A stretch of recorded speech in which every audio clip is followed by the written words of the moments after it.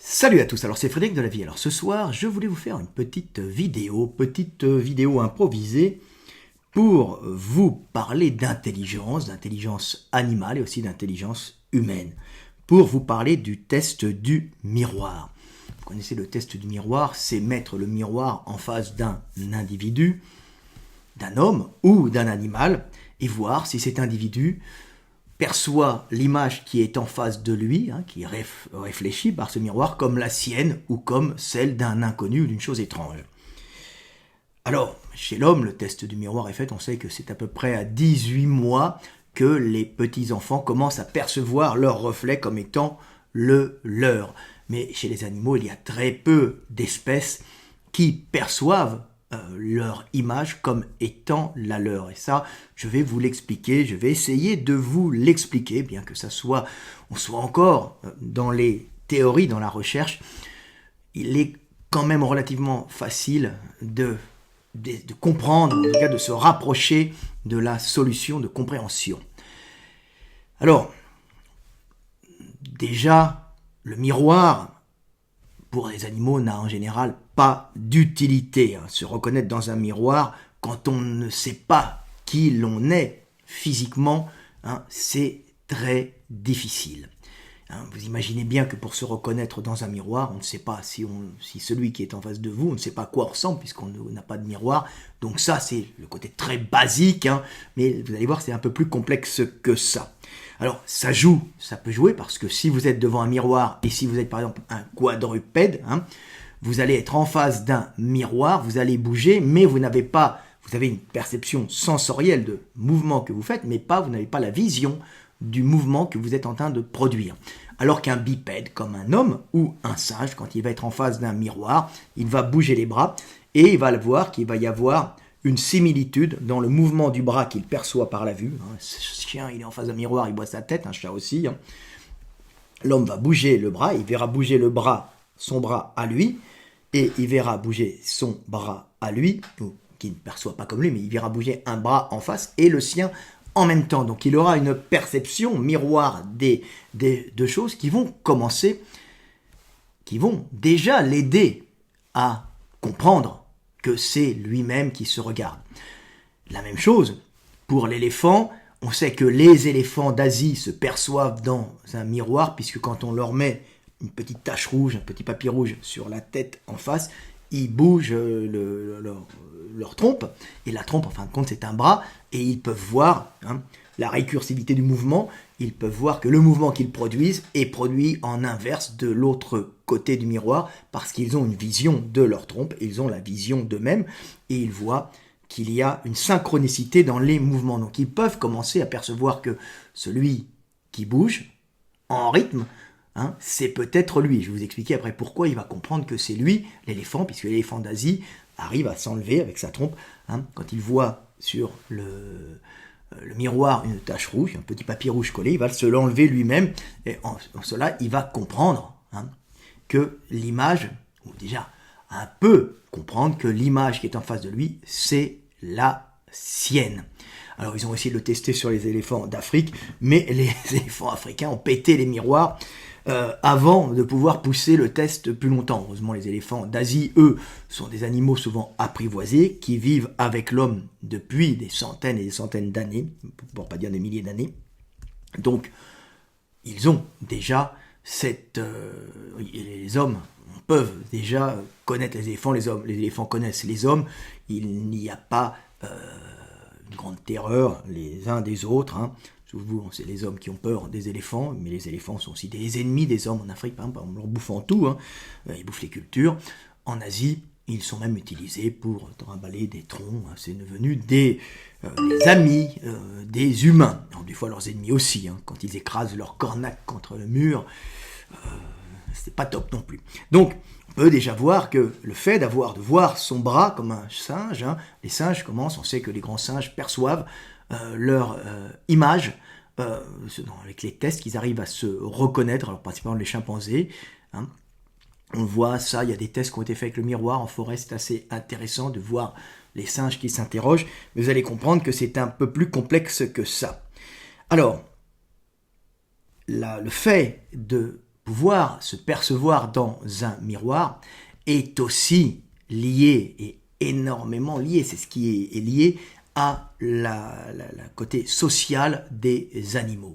Un animal social, en général d'une grande complexité sociale, comme l'homme, et même les chimpanzés, et même les gorilles, ce sont des animaux sociaux, et les éléphants au passage, qui vivent en groupe, en horde d'éléphants, sont des animaux sociaux qui reçoivent une partie de leur éducation, on va dire par la génétique, c'est-à-dire que leurs réflexes, ils ont une grande partie des réflexes conditionnés, donc des réflexes qu'ils vont avoir quand ils vont être confrontés au monde, donc les attitudes qu'ils vont avoir quand ils vont être confrontés au monde, par leur génétique, donc ce sont les attitudes qui ont permis à leur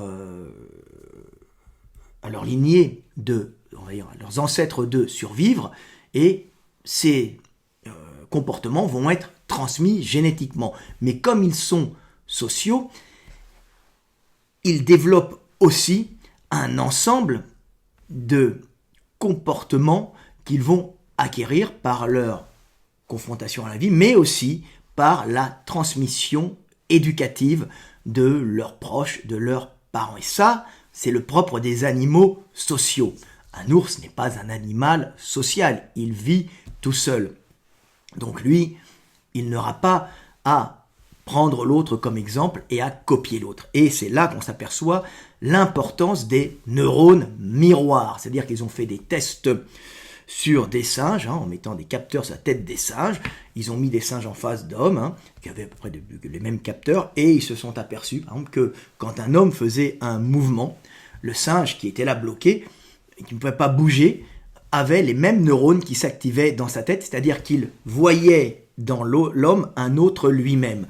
Évidemment, ça se passe aussi au niveau des hommes, un petit enfant qui est un être avec un énorme, on va dire, ordinateur dans lequel il va falloir intégrer plein de données, va avoir ses neurones miroirs et va par l'éducation intégrer des connexions neuronales, va créer des connexions neuronales correspondant aux mouvements que font ses éducateurs, c'est-à-dire son papa, sa maman, ses profs et tous les proches qui l'entourent, lui permettant à ce moment-là de pouvoir se développer plus vite et d'acquérir un ensemble de comportements transmis culturellement et non pas uniquement transmis par le patrimoine génétique, ce qui fait de nous des individus extrêmement efficaces, car si le monde change autour de nous, nous allons modifier beaucoup plus rapidement notre éducation que notre génétique,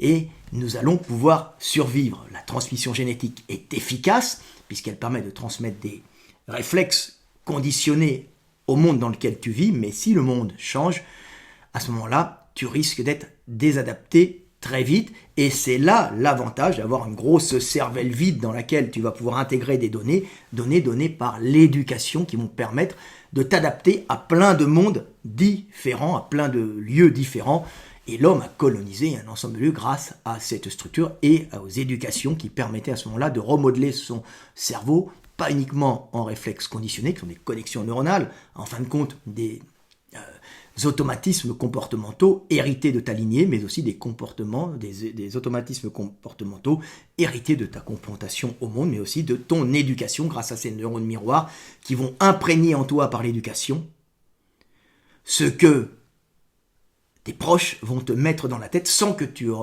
aies à vivre ces actions, ce qui te permet d'avoir une constitution cérébrale optimale pour affronter des dangers que tu n'auras pas vécu, mais auquel tu auras été préparé par l'enseignement gestuel et oral aussi de tes proches. Donc c'est pour ça qu'il y a des neurones miroirs, c'est pour ça que les hommes se reconnaissent dans le miroir, les singes aussi, ce sont des espèces relativement sociales extrêmément développées, les éléphants aussi, ce sont des animaux qui voient leur trompe, qui ont des notions de temps dans le langage, et donc ils ont cette capacité, on le sait, les éléphants d'Asie, de se reconnaître dans le miroir parce qu'ils ont un enseignement à transmettre, et ils ont ces neurones miroirs qui permettent justement par cet enseignement d'intégrer des réflexes conditionnés et des comportements bien avant de les avoir déjà vécus Donc ils seront déjà préparés, ils auront des réflexes conditionnés uniquement en regardant ce que font les autres par ces réflexes miroirs. Donc toute une éducation transmise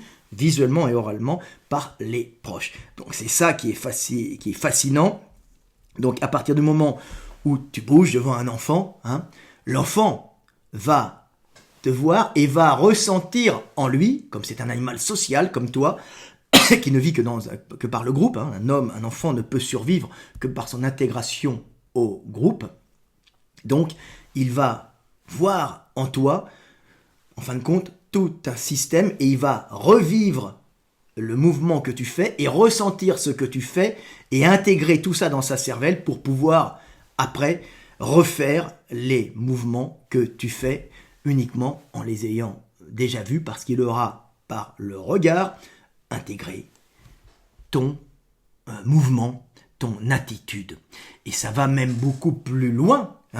Ça va beaucoup plus loin, puisqu'avec la naissance des notions de temps dans le langage, la capacité de parler et aussi les mots qui sont des compressions de données sensorielles en son, qui permettent d'avoir une grosse mémoire et de parler des choses, il va pouvoir intégrer des attitudes et des comportements, non pas en les regardant, mais en les imaginant parce que tu lui raconteras. Donc tu vas parler à un enfant, mais en fin de compte, tu vas faire fonctionner tout simplement ces neurones miroirs.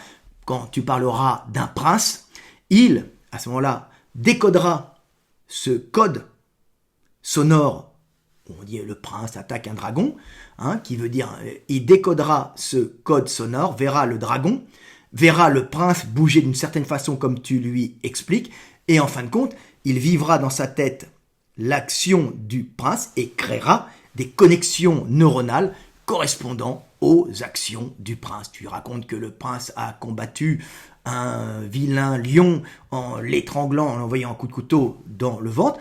Il aura intégré la prise du couteau, l'étranglement, donc un ensemble de réflexes conditionnés qui lui auront déjà marqué sa cervelle et qui, par l'apprentissage verbal, pourront être réutilisés après rapidement sans qu'il ait dû les faire d'une façon instinctive au départ. Donc il leur a intégré des réflexes uniquement par le langage que tu lui envoies, qui leur ont fait visualiser un prince imaginaire, qui sera un exemple pour lui. Et ça, c'est les neurones miroirs, c'est ce que les espèces supérieures ont, cette capacité de vivre ce que vit l'autre, en fin de compte d'intégrer énormément d'informations par ce que vit l'autre. Alors ce que n'a absolument pas l'ours, l'ours ne ressent pas l'autre, et c'est ce qui crée chez l'homme une empathie, c'est-à-dire le fait de ressentir la souffrance de l'autre, de ressentir la joie de l'autre. En fin de compte, c'est une façon de récupérer, en fin de compte, toute une sensation et toute une gestuelle pour l'intégrer et agir dans le futur beaucoup plus rapidement sans avoir déjà fait ces gestes. C'est pour ça que l'homme est empathique. L'empathie va avec les animaux sociaux qui considèrent l'autre comme un autre eux-mêmes, parce que c'est en regardant l'autre qu'ils se construisent eux-mêmes. C'est la récursivité, la réflexivité de l'image. L'autre est un toi-même, pas parce que c'est bien, parce que c'est moral, non, parce que si l'autre est un toi-même, tu intègres tout un ensemble de connexions neuronales qui te permettront d'agir mieux et plus vite pour survivre dans cet environnement, dans ce monde dans lequel tu vis, tout simplement. Et c'est pour ça que l'homme est empathique. Et c'est pour ça qu'il intègre des données, c'est l'empathie qui permet de se construire et de créer tout un ensemble de réseaux neuronaux correspondant à des actions, des mouvements, sans jamais, c'est-à-dire tu te crées déjà des réflexes conditionnés par ce que tu entends et par ce que tu vois, sans avoir à les vivre avant d'une façon automatique. Et voilà, c'est ça l'homme. Alors, comme je disais, les animaux sociaux sont empathiques, les animaux qui ne sont pas sociaux ne sont pas empathiques, pas parce qu'ils sont méchants, parce qu'ils n'ont pas besoin d'apprendre par les autres, ils sont déjà entièrement programmés ou quasiment entièrement programmés en réflexes conditionnés, hérités par la génétique, par leur patrimoine génétique, par leur génome. À partir du moment où tu deviens social et où tu commences à avoir un gros cerveau et à pouvoir utiliser ce cerveau pour t'habituer à des mouvements, à des milieux différents, tu deviens un être empathique, vivant ce que vit l'autre et percevant ce que perçoit l'autre. Alors, ça va encore plus loin. Pourquoi se reconnaît-on dans le miroir? Et là, c'est un peu de logique pure et dure, tout simplement parce que, en général, un être social supérieur, comme l'homme, l'éléphant, même les singes, les chimpanzés par exemple, passent leur vie à générer des nouvelles connexions neuronales par une longue éducation qui va faire des adultes, des individus capables de vivre et d'être efficaces dans le monde, avec une longue éducation pour s'intégrer dans un groupe social très complexe, en copiant. Donc ils vont copier ce que fait l'autre. Ils vont considérer, l'autre bouge, à ce moment-là, ils ressentent l'autre. Donc en général, c'est l'autre qui bouge et toi, tu le copies. Mais si tu es devant un miroir, et là, si on se retrouve devant un miroir, si toi, tu vois ta main et tu bouges, et tu vois que c'est l'autre qui te copie, à ce moment-là, instinctivement, par récursivité, tu vas dire, mais ce n'est pas l'autre. Moi, je copie l'autre. Si l'autre me copie, c'est que l'autre est moi-même. Est-ce que tu as compris l'histoire? C'était la fin de l'histoire. L'homme est fait, c'est pour ça qu'on se reconnaît dans le miroir, c'est pour ça que les éléphants, avec leur trompe, se reconnaissent dans le miroir, ils voient leurs bras. Donc, en général, un enfant, un petit enfant, un homme, copie l'autre. Donc, il va, vous voyez, les petits enfants à l'école, on bouge, et eux bougent de la même façon, on danse, et ils vont aller, et les enfants. Puis les petits enfants vont. Mais si c'est l'enfant qui fait ça, et il voit l'image en face le faire, l'enfant va percevoir l'image, non pas comme l'autre qu'on copie, mais comme lui-même, comme son reflet, parce que c'est lui qui entérine, qui commence l'action, qui l'a fait, et non lui qui la copie. Et c'est ainsi qu'il comprend que celui qui est en face de lui, c'est lui. C'était Fred Delavier, petite vidéo pour vous expliquer que le monde n'est pas si difficile que ça à comprendre, et qu'en fin de compte, les choses sont simples quand on les prend du bon côté, et quand on évite de se complexifier inutilement la vie. C'était Fred Delavier, je vous aime, et paix sur terre!